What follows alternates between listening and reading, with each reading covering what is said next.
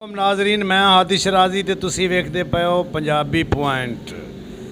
जनाब मैं अज तुहाडे नाल गल्लां सिर्फ 2 तो 3 करनियां ने क्योंकि पहली गल तो मैं तुहाडे नाल ये करना चाहना साडे मोहसिन पंजाब CM साहब जनाब मोहसिन नकवी साहब के हवाले नाल।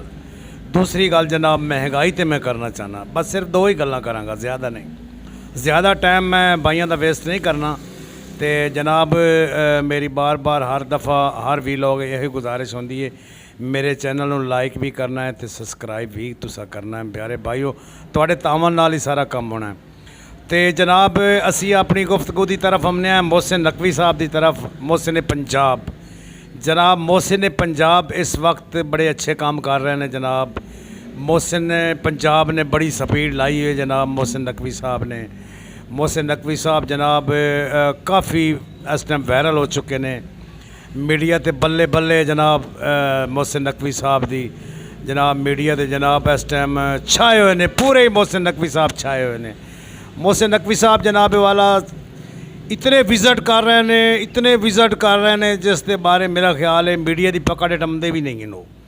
जनाब वो एक जगह से जाते हैं मीडिया उत्ते पहुँचता है, फिर दूसरी जगह से चले जाते हैं, दूसरी तीसरी जगह। तो जनाब मैं अपने CM साहब के नाल एक गुजारिश करना चाहना। जनाब सैयद फैमिला तलक रखते हैं मोहसिन नकवी साहब तो रहम दिल होने चाहिए ने, क्योंकि सैयद तो रहम दिल ही होंदा ना। मेरा गल करने का मकसद है मैं कोई तनकीद नहीं कर रहा, मैं उन्होंने नाल एक अपने बिरादराना तौर पर गल कर रहा। मैं भी सैयद फैमिला तलक रखना। तो जनाब मेरी गल करने का मकसद यह है भी हो सकता है ये उन्होंने तक गल पहुँचे तो हो सकता है उन्होंने जहन च गल आए, क्योंकि हालात वाकया जोड़े जा रहे। गरीब बंदा बेचारा बड़ा मजबूर है, महंगाई पिस रही है, चैकिंग बैलेंस नहीं है इस टाइम बिल्कुल ही। हर बंदे ने छुरा फड़े हुआ है तो कोई जा रही है आवाम नूं, जिथे किसी का दा लगता है वो लाई जा रही है, कोई माफ़ी नहीं दे रही किसी नूं भी। दुकाना दे जनाब जाओ ना, एक दुकान ते रेट हो रहे, दूसरी ते हो रहे, तीसरी ते हो रहे। तो चैकिंग बैलेंस वाला जोड़ा काम है ये जनाब पंजाब हुकूमत का काम है, पंजाब में कंट्रोल करना। प्राइस कंट्रोल वाले जोड़े उन्होंने अपना बाहर भेजना चाहिए फील्ड के उन्होंने काम है जनाब बाहर चैकिंग करें। तो फूड वाले जोड़े ने जनाब फूड अथॉरिटी वाले उन्होंने वे लो जनाब आमदे ने आके जनाब अपना सुकून नाल उन्होंने चैकिंग की तो अपनी दूसरी चैकिंग की तो गए। वो तुम समझ रहे हो जी चैकिंग वो करते हैं। तो जनाब 2 नंबर चीज़ा चल रही हैं। शवारमा जोड़ा जनाब वो 2 नंबर चीज़ा चल रही ने। मुर्गी का गोश्त पाया जा रहा। टवंटल मार्केट चले जाओ जनाब, उत्थे इस टाइम तुसी जाके वेखो सुबह तो लैके ना तकरीबन 12 बजे तक उत्थे जनाब जड़ियाँ मोइयां मुर्गियाँ पईयां ने ढेर लगे हुए। वो मोटरसाइकिलों के लोग आते हैं उन्हें इदू आदू जनाब वाला वो बदे होंगे ने बोरे जै उन्होंने भी पाए तो हो गए। वो किधर लैके जाते हैं, वो सिर्फ जनाब वाला छिल मुच के उसका कीमा बना के वो सानू ही खवाते हैं तो असी लोग खा रहे हैं। इस वास्ते तो साढ़े ईमान कमज़ोर हो गए हैं।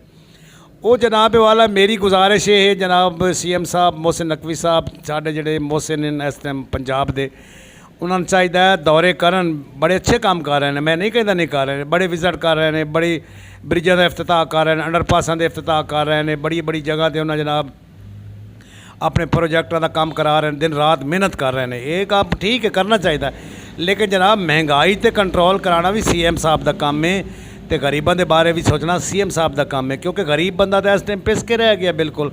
गरीब बंदे तो इतनी आसें ही नहीं रह गई जनाब वो 3 टाइम की रोटी बच्चों को खवा लै, क्योंकि बिल इतने आ रहे हैं। अगे गैस का बिल जनाब इतना ज़्यादा बढ़ चुका है जिस दे लोग अफोर्ड ही नहीं कर रहे। जिन्हों का बजट ही वो कुछ है तो उन्हें की गैस का बिल भरना है। हर बंदा मकरूज होता जा रहा, दिन ब दिन मकरूज होता जा रहा।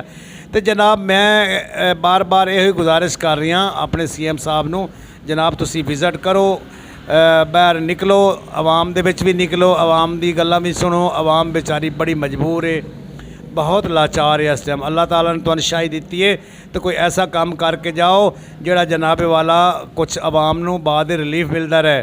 तो दूसरी गल जनाब मैं CM साहब नाल करना चाहना जनाब तुसी माशाअल्लाह दौरे तो जोड़े बड़े अच्छे करते हो, बड़े विजिट करते हो, लेकिन जनाब तुसी कदी ना अपने जोड़े मस्जिद जिथे जिथे मस्जिद बनी हुई ने उन्होंने विजिट ही किया करो जनाब। जाके इमाम बारगाहां का विजिट किया करो, वो तो माशाअल्लाह तुसी करते हो, मैं तुहानूं दाद देना।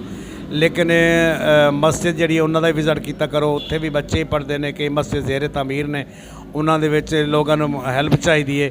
ਤੇ ਜਨਾਬ ਇੱਥੇ ਸਾਡੇ ਇਲਾਕੇ ਦੇ ਵਿੱਚ ਇੱਕ ਮਸਜਿਦ ਜ਼ੇਰ ਤਾਮੀਰ ਹੈ, ਉਹਨਾਂ ਨੂੰ ਵੀ ਕਾਫੀ ਹੈਲਪ ਚਾਹੀਦੀ ਹੈ। ਤੇ ਮੇਰਾ ਖਿਆਲ ਹੈ CM ਸਾਹਿਬ ਅਗਰ ਚਾਹਣ ਤਾਂ ਇੱਥੇ ਵੀ ਆ ਕੇ ਉਹਨਾਂ ਦੀ ਸਪੋਰਟ ਕਰ ਸਕਦੇ ਨੇ ਅੱਲਾ ਦੇ ਘਰ ਦੀ। ਤੇ ਦੂਸਰੀ ਗੱਲ ਜਨਾਬ ਵਾਲਾ ਮੇਰੀ ਜਿਹੜੀ ਹੈ ਉਹ ਜਿਹੜੀ ਹੈ ਮਹਿੰਗਾਈ ਦੇ ਬਾਰੇ ਤੇ ਮੈਂ ਕਰ ਲਈ ਗੱਲ। ਤੇ ਬਾਕੀ ਜਨਾਬ तमाम भाइयों ਨੂੰ मैं ਇਹੋ ਹੀ ਕਹਾਂਗਾ ਜਨਾਬ फ़लस्तीन ਦੇ ਬਾਰੇ ਜਨਾਬ ਖਸੂਸੀ ਦੁਆਵਾਂ ਕੀਤੀਆਂ ਕਰੋ। फ़लस्तीन अल्लाह ताला उन्होंने कामयाबी कामरानी अता फरमाए। फ़लस्तीन इस टाइम हालात बड़े क्रिटिकल जा रहे हैं दुनिया के, पूरी दुनिया तो एक जंग का समा बनता जा रही है। तीसरी जंग अजीम दा सुनीवा ने चाह रही है जी, छिड़ रही है, ये है वो है, माहौल तो बनता जा रही है लेकिन अल्लाह पाक ही बेहतर करने वाला है।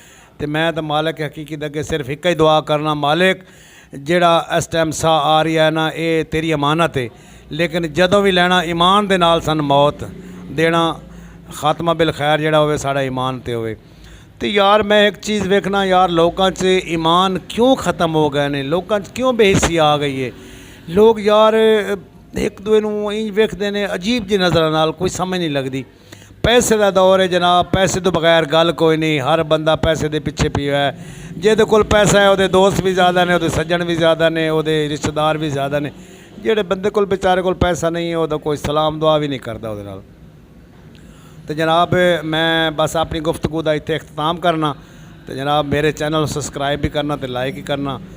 अल्लाह हाफिज़, पाकिस्तान जिंदाबाद।